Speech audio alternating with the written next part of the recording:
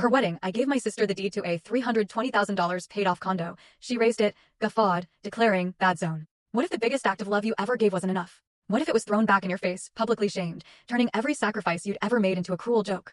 That's what happened at my sister's wedding, and it changed absolutely everything. My name is Robert. I'm 36, a general surgeon.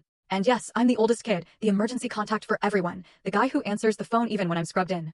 I live 3 blocks from the hospital because I'm always on call. My coffee? It's always cold by the time I get to it.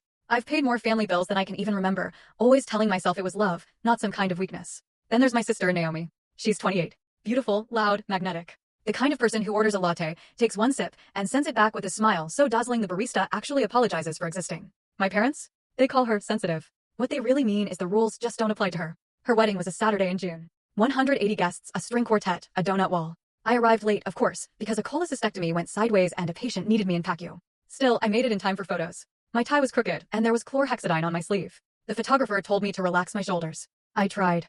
I had a gift for Naomi. A cream envelope, tucked inside a black folio. Not cash. Not a check. It was the deed to a fully paid, $320,000 condo. 2 bedrooms, a really safe building, just 10 minutes from the hospital.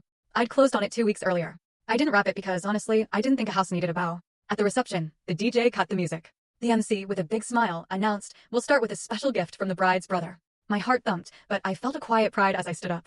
I walked to the mic, looked out at all 180 faces, and handed Naomi the folio. My hands didn't shake. I was so damn proud of that.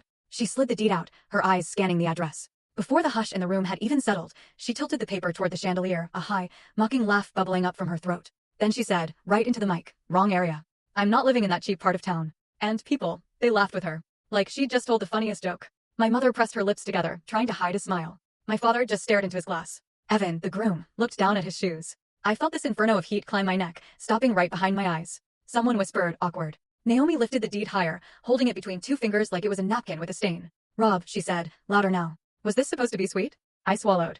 The room was waiting. The string quartet adjusted sheets of music that definitely weren't needed for the scene. "Naomi," I managed, trying to keep my voice absolutely flat. "Congratulations." She actually rolled her eyes, handing the deed back to me like it might smudge her manicure.